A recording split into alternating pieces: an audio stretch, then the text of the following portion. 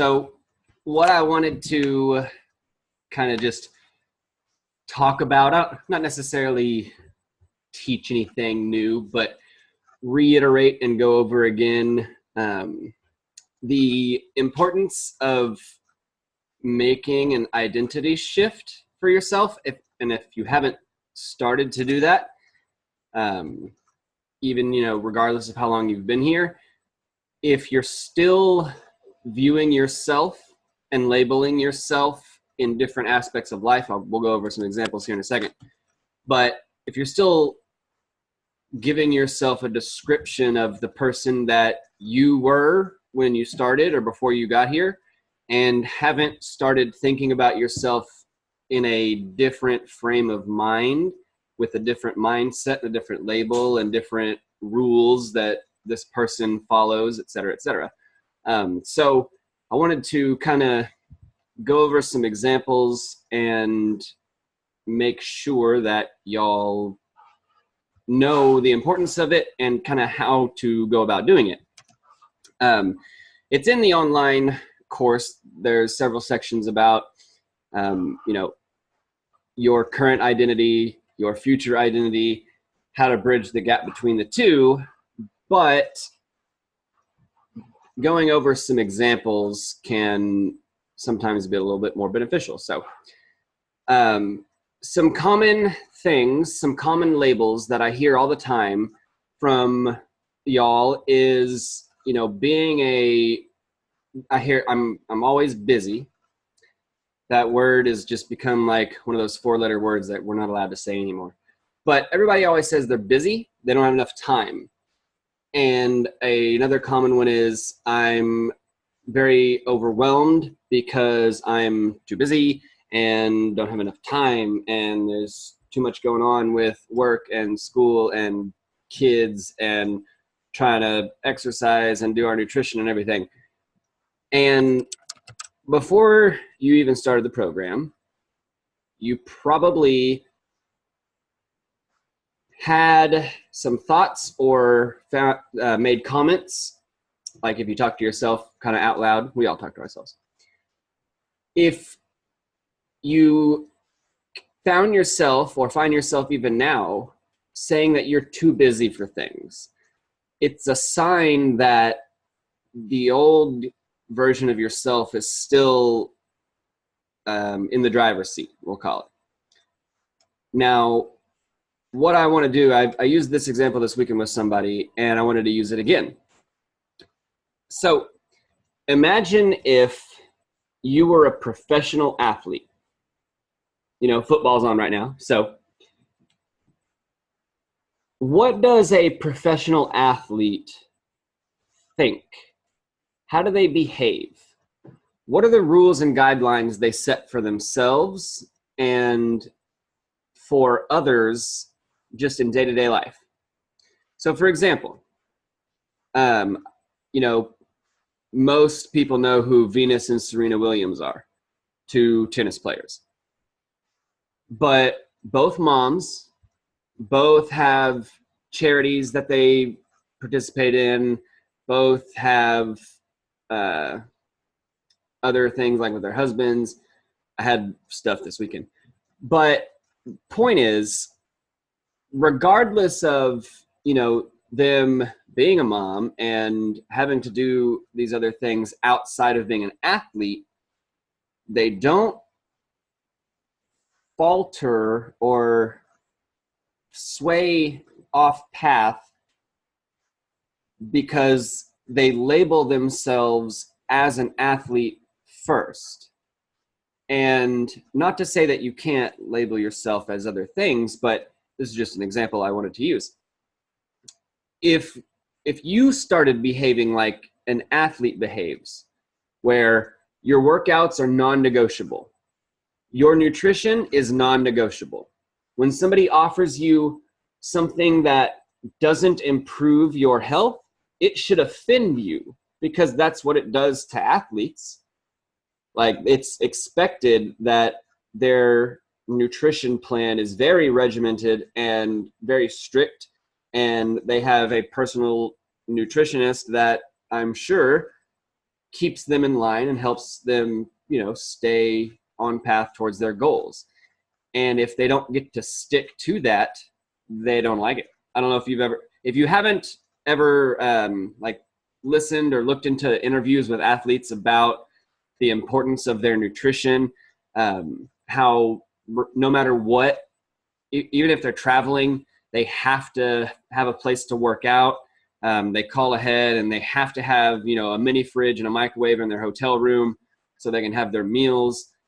And the mental side of that is also non-negotiable, where they, like, I can't remember now if it's Venus or Serena, but one of the two is a very big advocate of meditation and doing mindset work and visualization. We talked about that several weeks ago. They've talked about that a whole bunch, actually, in interviews, how the mental part of the game is much more important sometimes than the physical side. But all of those things being said, at the end of the day, they're non-negotiable things that it's like if they don't do it, they would die. I know that's an exaggeration, a little drastic.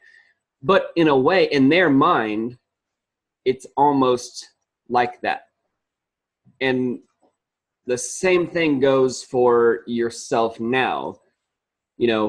Do you view yourself as simply a wife or a mom or a working female? Like, what is the, if you had to describe yourself, and so this is part of the exercise that we're going to do today. When we get done with the call, what I want you to do is get a piece of paper. You can do it on your phone or computer, I guess. And I want you to write out a description of yourself with a minimum of 10 things. You're going to say, I am number 1. I am number 2. And I want you to come up with 10 things and see what you currently label and define yourself as. If you can only come up with a few, that's okay. You don't have to get to 10. The more you can do, the better, because it's going to help you see how your brain prioritizes things also. What is your main focus when you get up? Is it yourself? Is it kids? Is it family? Is it work? Is it exercise? Is it meal plan? Is it creating space, mentally? Is it focusing and thinking about your day? What is your routine that you currently operate with? And the labels that you give yourself and how you define yourself and how you view the mindset that you have, all of that pairs up with the other, and it's going to give you a good picture summary of how, at least where you're starting, where you're at now. And if you haven't watched the, I don't remember what part it is on the online course, honestly, but there's a section on there from going from your current identity and shifting into your new identity and how you can do that. And there's a tool I have where you list out column A, column B, and you compare and you come up with a plan. But we need to start shifting how you look at yourself.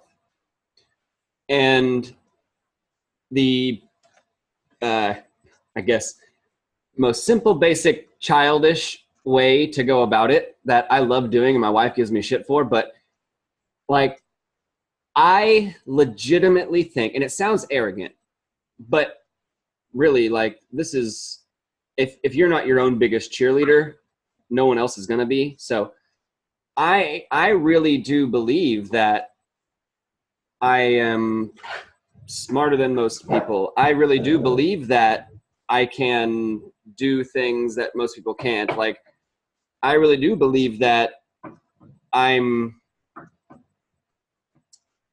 can be the center of attention if I want to. Hey, I'm talking. Clearly, Harley doesn't agree that I can be the center of attention if I want to. But the mindset that I have around my own self is basically my shit doesn't stink and I can do whatever I want. And I really believe that. And I try not to just walk around and behave that way. I'm kind of being open about that now. I try to humble myself. But in reality, I really do think that life is easy, and anything that I want to do and achieve, it can be done. And it's just because I have that mindset about myself. I didn't used to be this way. Like when I grew up really, really shy. I was what you call a nerd. Was worried. I was in chess club and band and calculus club. And like I was in all those extracurricular activities that when you're a kid, you're considered a nerd. And I had very terrible self-esteem. I used to harm myself because of it. I used to be on depression medication. I used to see a counselor and was told I had a bunch of things wrong with me.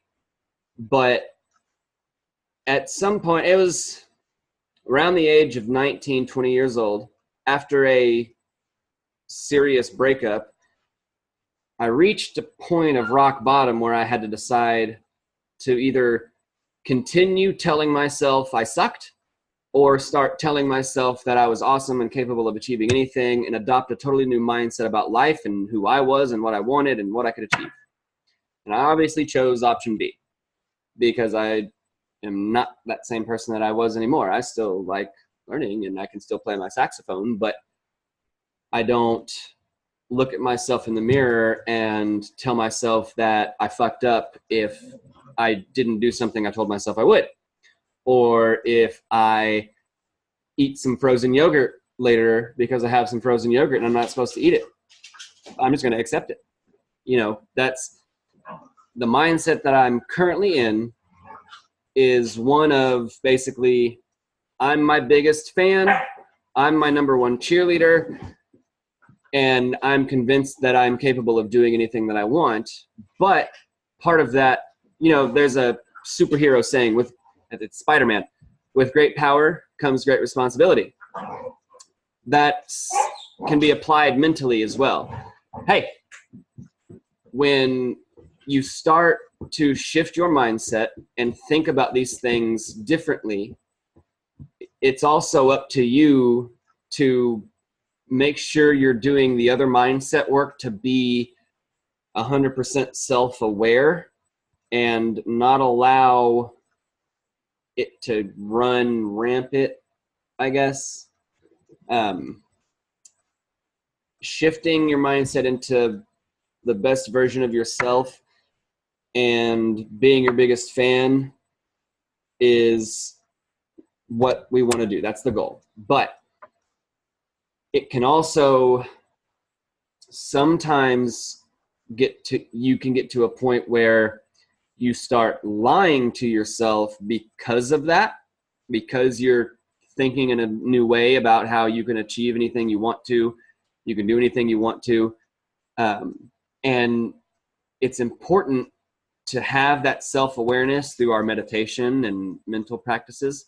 So that way you can always focus on just simply what the facts are when you are shifting your mindset and trying to think about things in different ways, trying to talk in a different way, trying to, conversate with others in a different way, how to go about learning in a different way. We still have to make sure that we focus on the facts with all of those things and stay self-aware and not let ourselves get blinded by too much, if that's a thing, positivity in your mind about what you're doing. Because for example, if you wake up and tell yourself that you're doing great and you haven't done anything wrong, but you also know that you didn't follow your meal plan the night before and had like 4 candy bars or 2 sodas or something, don't let yourself lie to yourself to cover up the facts just for the sake of saying you want to shift your mindset into this more positive type of person and allow yourself to start lying to yourself. I hope that makes sense. Yes. Okay, good. So yeah, that's what I wanted to talk about today, was just over the last couple of weeks talking to everybody and, you know, going over goals and talking about, you know, why haven't you been following your nutrition? Why have you gone back to emotional eating? Why have you fallen off, you know, not doing your at-home workouts? Or how come you're not stretching when you get home because you're in pain? When we've talked about stretching, it's really easy. And it all comes down to you're still looking at life and looking at yourself from the same frame of mind as when you started. If you don't start thinking of yourself differently and fake it till you make it, like, you can lie to yourself. It's really easy. Your brain is smart and your brain is stupid. And you can tell yourself things, even though you know you're lying, your brain doesn't know the difference. It's really weird, but you can do that. And if we don't start doing that and actually putting in a little mental work towards shifting your mindset, you're going to keep running around in a circle, and you're going to keep doing this up and down cycle of where you get really motivated for a couple of weeks or a month or two, and then you fall down and life happens or something happens, emotions happen. A couple weeks go by, you fall completely off track, and then you reset and you try to start again. You're going to keep doing that until you look at things from a different point of view. Like, you've tried this whole circle yo-yo up and down thing for the last 20, 30, 40 years. Like, let's do something different. And that's going to start with just trying to force yourself to think about things in a different point of view. Lie to yourself for now and convince yourself, I need to behave like an athlete. What does an athlete do? If I was trying out for the Olympics this year, I don't know if there's Olympics this year. If I'm going to try out for the Olympics, how do I need to behave? Because there's plenty of people that go and try out for the Olympics that have to work jobs. Like, they don't get to just work out all day.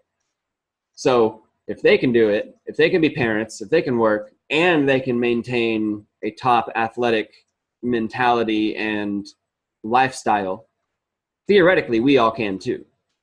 You know, we're not trying to be Olympic athletes, but what if you thought like an Olympic athlete? What if you thought like a nutritionist? What if you thought like a personal trainer? You know, what would change in your life? Imagine that. You right now, you're me. You're the coach. You're the trainer. How would your life be different? What would you do different? A lot of things, I bet. There's probably, if we compared kitchens right now, they'd be drastically different. If we compared indulgence snacks, they'd probably be drastically different too. Just because of my mindset about, if I'm going to cheat, I'm not even going to cheat like I'm supposed to. Like, but anyway. So yeah, that's our topic for the day. I hope it made sense.